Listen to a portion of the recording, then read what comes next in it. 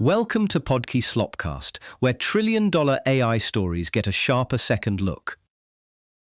A lot of this week's AI news sounds like the future arriving all at once. Trillion-dollar IPOs, models writing their own code, math proofs, state power, private wealth, public risk.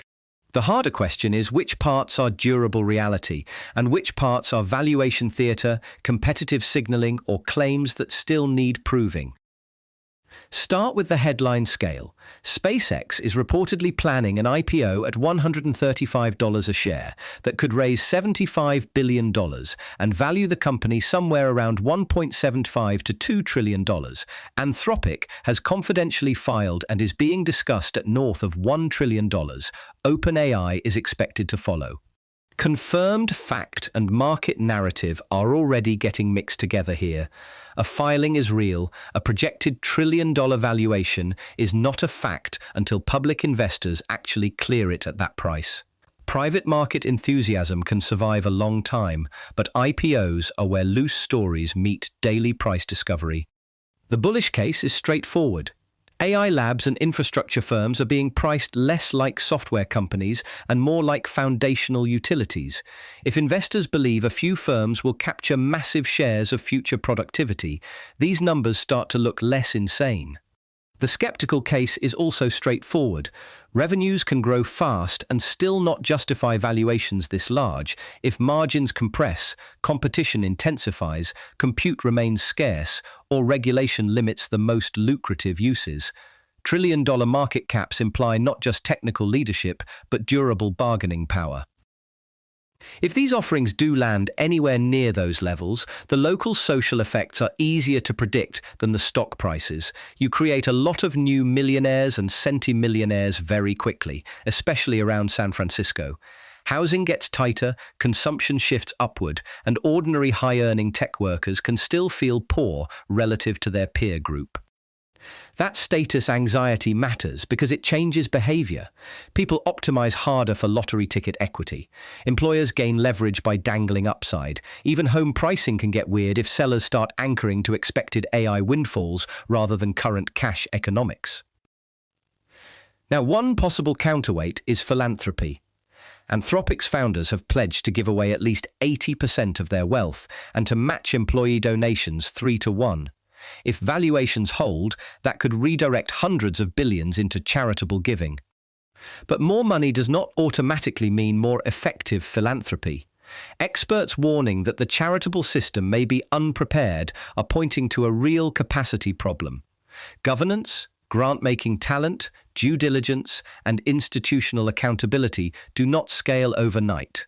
A third wave of AI money could dwarf prior tech philanthropy and still produce mediocre outcomes if the pipes are too narrow. This gets more complicated because OpenAI and Anthropic are public benefit corporations. In theory, that embeds non-shareholder goals like safety. In practice, going public still means more scrutiny from investors, more pressure for growth, and potentially activist campaigns that argue management is leaving money on the table. So the tension is structural. The labs are trying to promise both restraint and frontier dominance. Public markets usually reward the second more consistently than the first, unless the costs of recklessness become very legible. That is why ideas like government minority ownership keep surfacing. Senior US officials have discussed it, and Sam Altman reportedly floated giving shares to the government. The logic is that if AI creates extraordinary rents, citizens could share in the upside through dividends. It sounds elegant, but it raises real questions. Would government as shareholder be a better steward or just more conflicted? Ownership can align incentives, but it can also blur the line between regulator and beneficiary. Taxation and regulation are blunter tools, yet often cleaner in governance terms. On the policy front, OpenAI's brief argues for a reverse federalism model, where successful state rules scale nationally, plus civilian testing agencies. Meanwhile, a bipartisan congressional bill would do the opposite in some ways by preempting state laws and imposing catastrophic risk mitigation plans on leading labs. And the Trump executive order cutting the voluntary review window from 90 days to 30 days tells you how national security and competitiveness are colliding. The review is still non-binding, so this is not heavy command and control regulation. It is more a signal that Washington wants visibility without slowing deployment too much. The release chatter around GPT 5.6 and Anthropic's mythos looks like a familiar frontier lab ritual. Capability claims, timing games, and price moves all doubling as market signals. One concrete data point is pricing. Mythos is reportedly around $16 per $1 million input tokens, roughly a third of OpenAI's Opus 4.8. That suggests competition is not only about being best, but about making premium capability economically harder to ignore.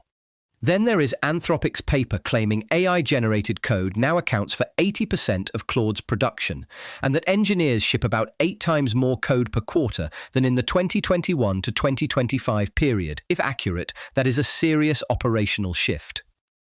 But this is where pressure testing matters. More code shipped is not the same as more value shipped. Automation often moves the bottleneck rather than removing it. Human review, integration, debugging, security, product judgment, and organizational coordination can all become the new constraint. Amdahl's law is a useful reality check here. That helps explain the criticism from investors and commentators who see the recursive improvement narrative as overblown or self-serving. The strongest version of the claim is not yet demonstrated by the evidence we have. What is demonstrated is narrower. AI is materially accelerating portions of software production. Whether that compounds into runaway self-improvement is much less settled. This feeds the wider split in the AI community. Some people hear these claims and want stronger brakes. Others hear them and suspect strategic posturing from firms that benefit from being seen as both uniquely powerful and uniquely responsible. Both incentives are real, which is why motives and evidence need to be kept separate. Math Story has the same pattern. Models have clearly progressed from Olympiad-style performance toward claimed results on deeper research problems, including reports of an OpenAI proof related to the unit distance conjecture and other Erdős set challenges. What is not clear yet is how often impressive-looking outputs are genuinely correct, novel, and robust under expert scrutiny. The Leiden Declaration, signed by around 800 mathematicians, is reacting to that exact problem. Plausible AI proofs can still be wrong, and if disclosure norms are weak, the field could get flooded with persuasive junk. That concern is not just about truth, it is also about incentives. Hiring, grants, and prestige can all be distorted if volume rises faster than verification capacity.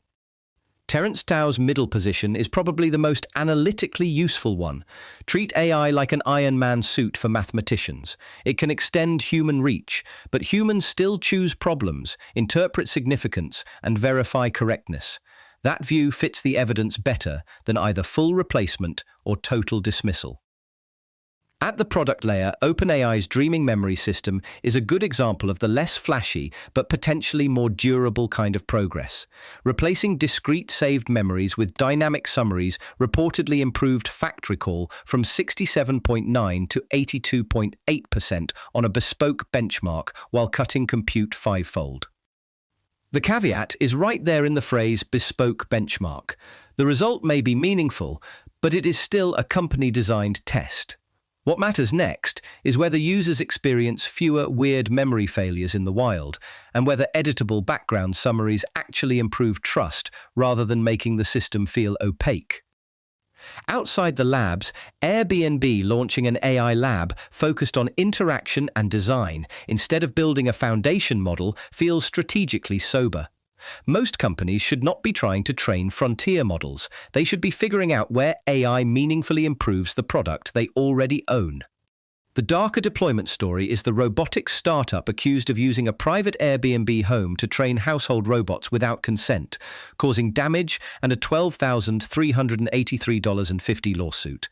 Even if this is one alleged case, it surfaces a broader issue. In-home AI data collection and testing create unusually intimate consent and liability problems. The closer AI gets to private physical spaces, the less viable the old move fast and clean it up later posture becomes. And in offices, the KPMG and UT Austin study of 1.4 million workplace AI interactions lands on something refreshingly concrete. Top performers don't treat AI like a vending machine. They iterate, guide, critique, and refine. That matters because it implies underperformance is partly a training problem, not just a model problem. One reason all this exuberance may run into reality is hardware.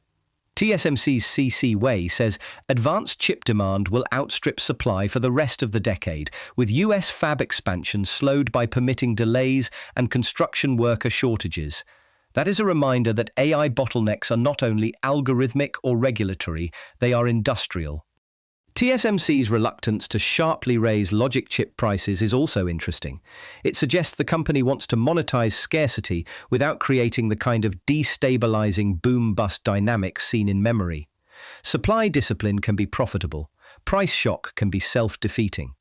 Finally, prediction markets. The George Santos case and other incidents, including reality show odds and reports of a Google engineer profiting from insider information, point to the same vulnerability. Markets that are supposed to aggregate information can also reward people for corruptly creating it or leaking it. That does not mean prediction markets are useless. It means their cleanest use cases are narrower than enthusiasts sometimes admit. Once the underlying event can be manipulated, the market stops being a neutral measuring device and starts becoming part of the incentive structure. The pattern across all of this is bigger claims, bigger stakes, and a growing gap between what sounds inevitable and what is actually verified. That's where the useful work is right now. Not cheering, not panicking, just keeping the evidence and the incentives in view. Thanks for listening to Podkey Slopcast. This episode was generated by Podkey. Create your own at podkey.fm.